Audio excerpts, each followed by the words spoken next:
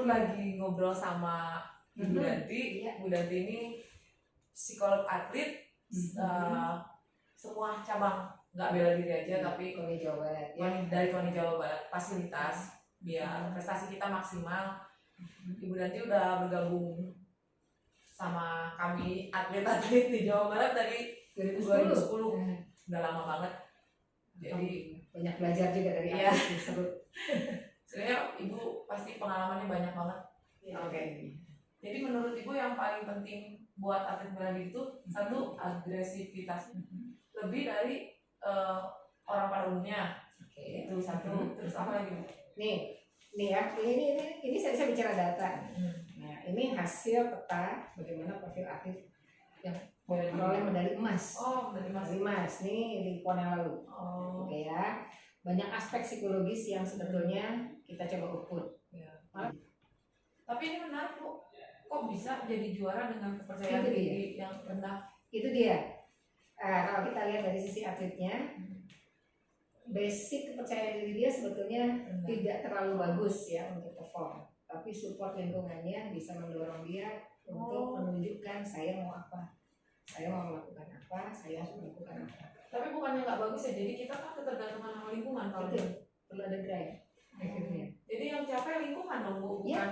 Jadi kalau lingkungannya udah nggak peduli sama dia nggak mungkin menang dong kalau. Bisa jadi. Kalau makanya ini kan PR sebetulnya. Bisa kondisi ini apakah waktu itu situasinya atau lingkungan kemudian support dia sehingga dia emas. Nah ini kan PR sebetulnya. Dia masih harus memperbaiki ini kan untuk kemudian dia jadi atlet lebih mandiri gitu loh. Nah, karena ini data ya, kita bicara data. Nah ini yang jadi menariknya salah satunya Pak, daya tahan, kekuatan, daya juang, ini udah poin-poinnya udah yang tinggi-tinggi gitu ya. Hasrat berprestasi ini mau nggak mau harus di atas. Toleran for stress, kemampuan dia mengelola tekanan dan kapan dia kemudian harus menyerang ya sebetulnya. Ini masuknya di daya juang. Ini salah satunya kalau di bela diri unsurnya kan. Agresivitasnya bukan agresivitas yang diumbar, tapi agresivitas yang terkelola dan dia tahu kapan mengeluarkan tadi. Makanya kita bilangnya kemampuan mengelola emosi. Jadi kapan memang dia harus keluarin energinya untuk menyerang, kapan saya harus tahan. Nah itu menarik dari situ. Kunci kemenangan kan. Banyak. Betul. Sebetulnya yang paling banyak strategi. Gitu. Jadi kalau kita bicara karakteristik atlet, ya saya pribadi kalau dari secara psikologis memang melihat atlet itu kan yang lengkap, paripurna ya. Paripurna itu ada di atlet. Fisiknya bagus udah jelas, kuat udah jelas gitu ya, sehat sudah pasti gitu ya. Kalau nggak sehat nggak bisa lagi berprestasi. Dari sisi skill sudah pasti dia punya sesuatu yang orang lain tidak punya, khususnya berkaitan sama fisik. Yang berikutnya adalah mental, itu pasti punya mental toughness. Apalagi udah atlet elit. Atlet elit ya, saya sederhananya sih kalau kita melihat dia nggak akan sampai di tahapan itu ketika mentalnya nggak terasah dan dia nggak punya mental tangguh ya. Nah itu juga mau aku tanyain, Bu. Ini kan profil atlet bela diri ya, yang paling tangguh menurut Ibu kan jadi atlet. Menurut Ibu ada nggak di atas itu lebih tangguh dari atlet di orang bela diri, ada nggak menurut Ibu? Kalau kita bicara dari setting bela diri ya, gini, ketangguhan itu kan terkelola ya, tadi ya terkelola. Jadi bukan sesuatu yang sifatnya benar-benar diumbar asal keluar, asal jago, asal enggak gitu kan gitu ya. Itu kalau kita bicara konteksnya atlet. Dan bagaimana kemudian kemampuan atlet ini khususnya bela diri, dia mungkin untuk pertahanan diri, mungkin untuk kalau bicara kompetisi mengalahkan lawan kan gitu ya. Ini kan jelas gitu ya sasarannya, tujuannya apa, dan sebagian besar atlet itu bukan orang-orang yang saya bilang kalau agresivitas lepas itu kan nggak ada belas kasihan gitu ya, nggak gitu kan. Empatinya juga kan di situ biasa. Kapan dia harus mengendalikan, kapan dia stop. Itu yang sebetulnya kita bilang paripurna. Apakah hanya asal berani? Enggak juga. Apakah hanya asal tadi ya menangnya dengan cara apa? Ya enggak. Kan kalau kita bicara karakter, menangnya atlet itu kan sportif. ya nggak kan? Dan bahkan ketika kemudian dia melukai lawannya dengan sengaja, dong, nggak jadi dong. Gelar juaranya juga dicabut dong. Artinya apa? Bukan hanya mengalahkan lawan, hanya bukan sekedar, apalagi lawannya sampai kemudian cedera, bahkan nyawa ya.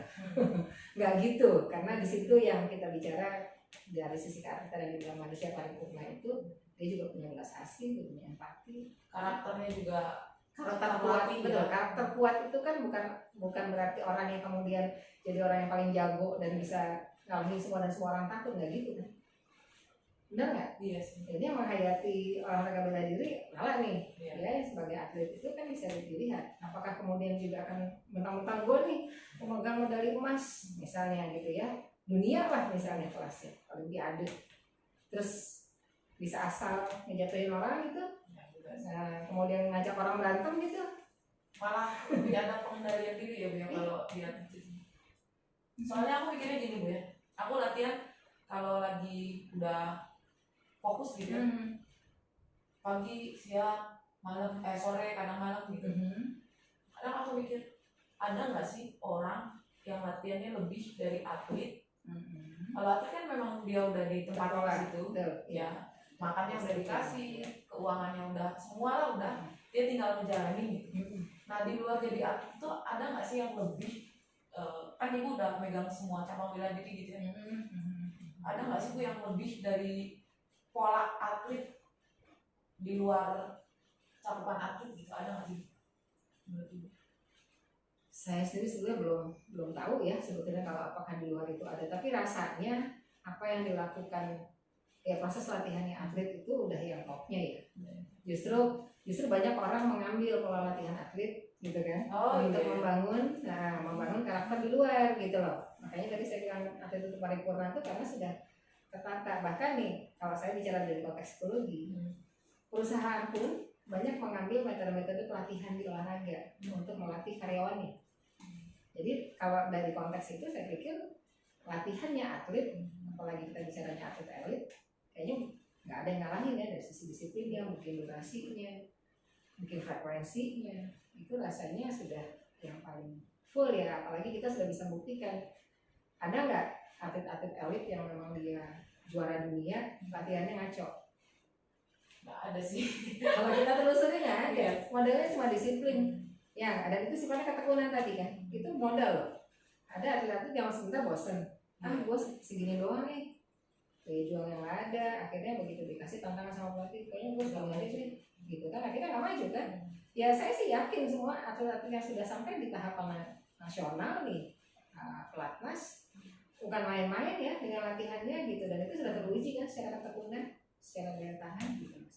Jadi, dan banyak orang kalau kita bicara modalitasnya misalnya relatif nggak terlalu tinggi lah, tapi dia rajin, unggul nggak? Lebih unggul dibandingkan orang yang pintar tapi males. Kadang aku ada di posisi itu. Itu udah terbukti kan sebetulnya kan bahwa iya, kenapa ya dia terus begitu satu-satu gitu ya sampai tahapannya dia tahu betul, oke saya giniin segituin, saya tambah lagi sedikit lagi. Dan beberapa kali saya ngobrol sama atlet-atlet yang sudah di pelatnas, semuanya ya mereka punya rumus disiplin, nggak bisa ditinggalin. Yang kedua, latihan gue pasti lebih dibandingkan yang lain. Jadi lainnya tidur, saya masih nyuruh 1 jam. Ada aja yang dia lakukan. Tadi kan udah dibahas nih Bu, yang penting buat di bela diri itu agresivitas, kayak gitu. Misalnya itu semua ada nih di anak muda, senang berantem. Menurut Ibu, yang paling penting dari rasa dia suka berantem itu diarahin kemana, disalurin kemana menurut Ibu nih? Ya, betul memang gini, nggak sedikit ya orang yang memang secara pembawaan fisiknya energinya banyak, gitu ya. Kemudian memang dia termasuk yang daya tahannya bagus. Kemudian fighting itu memang buat dia sesuatu yang menarik dan menyenangkan lah ya. Jadi kalau kita mah melihat apa enaknya udah sakit gitu ya, buat dia mah dia menikmati gitu ya prosesnya. Justru kita melihat ini salah satu modalitas kalau bisa bilang modalitas, kalau memang kemudian bisa disalurkan, diarahkan dengan tepat, dia bisa jadi satu prestasi kan gitu ya. Nah prestasi itu bonus, gitu ya, tapi justru proses pembinaan bagaimana dia nanti bisa mengelola, mengendalikan diri, kapan dia harus ngeluarin energinya dengan tepat, kapan dia harus ngerem, justru di situ latihannya. Nah, anggaplah dia punya warna sabuk apa atau level tertentu lah yang orang bilang agak menakutkan nih, orang udah punya prestasi itu misalnya gitu ya, tidak semena-mena lah ya sebetulnya gitu kan, ngalahin orang, nunjukin lah, ngejago gitu misalnya bahwa ini gue jago ini loh, malah jadi nahan dia buat ngelakuin hal-hal yang betul bikin malu sendiri. Biasanya begitu gitu ya, itu berarti kan proses pembinaannya bagus nih gitu. Nah karena modalitasnya udah ada, dilatih sebentar ternyata memang powerful. Oh jadi jatuhnya modalitas ya, merasa dia ada bakat di bela diri. Sekarang gini, malah bandingin atlet yang memilih panahan dengan memilih bela diri, sama nggak? Ya enggak lah. Kalau panahan harus sabar, orang bela diri mah ada angin dikit, mending anginnya ajak ribut bu. Jadi sebenarnya kalau kayak psikologis gini tuh, ibu harus tahu normalnya segini, berlebihannya segini, kurangnya segini. Berarti itu keahlian ibu ya. Oke, ini misalnya orang-orang yang senang ke bela diri, dia ngerasa punya modal di bela diri, bisa lah mukul bentang berantem, pasti bisa. Normalnya nih Bu, dari semua orang, apalagi Ibu sekarang udah ada 8 tahun lebih, 10 tahun ya, 10 tahun menghadapi atlet-atlet yang latar belakangnya banyak, apalagi yang bela diri. Menurut Ibu, yang normal itu ada di mana Bu? Sebagian besar di kompetisi ya nyarinya. Pengujiannya ya mau nggak mau ya.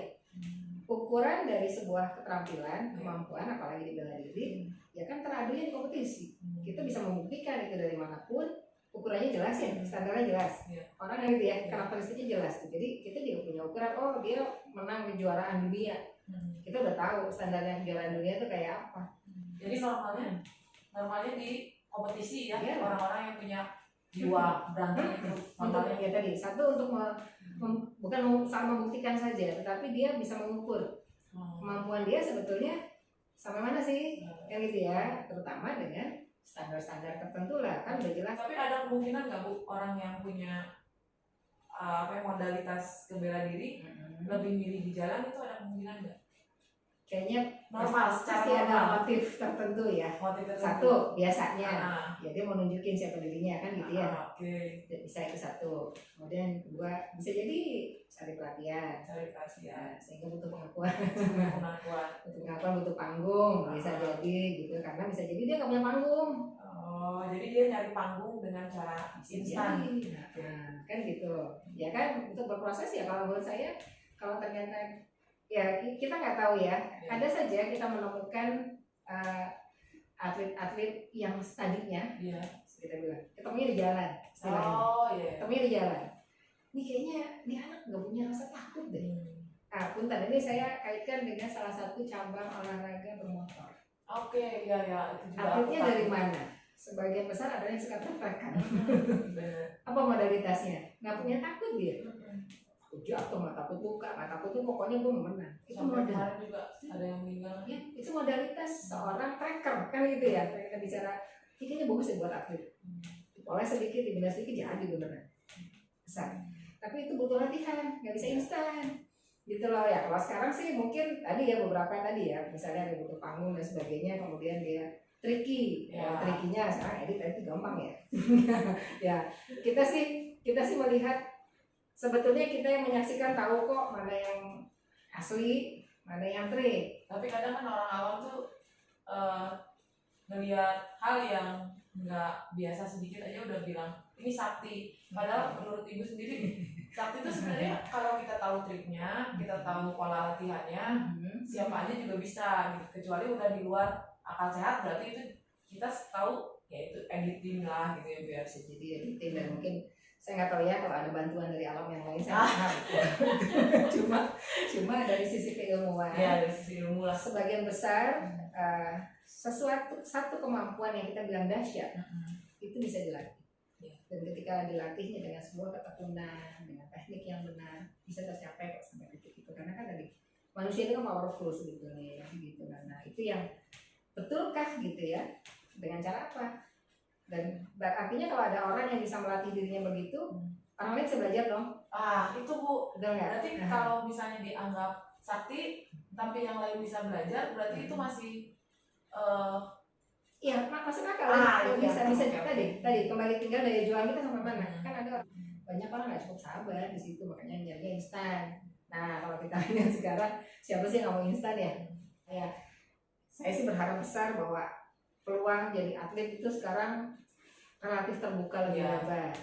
Apalagi sekarang kita udah lihat atlet ini jadi salah satu sumber penghasilan, betul, mata pencarian tuh kan. Ngapain jadi atlet? Masa depan Masa sudah depannya gimana? Rupanya sekarang jadi miliarder ya, gitu kan? Yang PNS lah minimal. dari olahraga berprestasi dia dapat beasiswa belajar, Iya. sekolah. Ternyata yang tadinya berpikirnya, aduh kayaknya SMA aja gue lulus udah syukur deh, ternyata dapat beasiswa S1, dari S1 prestasi lagi dapat beasiswa S2. Jadi kesimpulannya yang tadi nih ya Bu ya, orang yang punya modalitas bela diri ngerasa dia siap buat berantem atau ya bertarung lah gitu, normalnya itu ke kompetisi ya namanya. Kalaupun ada orang yang memilih di jalan, itu balik lagi kayak anak motor di Jawa Barat itu banyaknya ngambil dari yang trek-trekan kan ya Bu. Jadi modalitas itu yuk Ya. ajak deh. Itu normal kan Bu? Normal maksudnya orang yang trek-trekan di jalan diajak ke udah nih jadi atlet aja, itu hal yang normal sebenarnya. Sangat normal, sangat baik bahkan. Kan kita mau ngarahin. Tapi menurut Ibu ada nggak sih yang nolak gitu? Maksudnya dia ngerasa di jalan udah nyaman, disuruh nih ke pertandingan yang resmi nih dapat hadiah, dapat apa-apa. Dia nolak, ada nggak menurut Ibu? Harusnya nggak ada ya. Secara normal. Secara normatif harusnya nggak ada mah. Karena kalau kita melihat tadi apa sih yang dia cari, kan sebenarnya gitu ya. Apa yang dia cari sebetulnya? Hanya kepopuleran, hanya tadi butuh panggung, butuh pengakuan, terus what next? Sementara kalau kita arahkan dia lebih terstruktur ya, kita bilang, sehingga ada sebuah jenjang prestasi, di sana dia akan lebih mendapatkan panggung kan sebenarnya. Harusnya kalau kita bicara ke sana. Kalau orang ya tadi kan instan itu bisa saat dia happy, sesaat doang. Setelah itu gitu. Apalagi kemudian plus misalnya instannya dibalut dengan manipulasi, aduh, tak dulu deh. Ya kita bisa jujur kok sama diri sendiri ya sebenarnya gitu. Kalau kita menemukan orang-orang seperti itu, kalau bisa diajak kita ajak deh gitu ya, secara positif ya, gitu ya. Aku tertarik sama cerita Ibu itu, kalau anak yang atlet motor itu backgroundnya anak yang trek-trekan di jalan, yang diarahin ke kompetisi, dan rata-rata itu semua mau, rata-rata semua. Karena mereka butuh fasilitas, butuh ruang untuk menunjukkan kemampuannya kan. Sama sekali nggak ada yang nggak mau itu. Ada malah rebutan ya. Rebutan malah kalau bisa seleksi dia mau. Betul. Itu ada seleksi. Yang dibilang menang itu, yang bilang juara itu kayak apa sih? Apa kemudian ketika lawan kita mati nih? Nah, itu adalah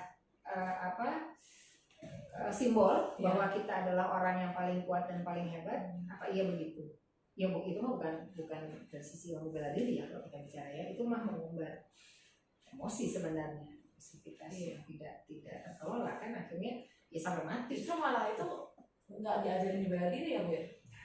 Ada aturannya tadi ya. Tapi sebenarnya kalau memang nyari panggung yang paling tepat itu ya kompetisi ya. Iya sih. Ya, udah banyak banget nih kayaknya Bu, udah cukup.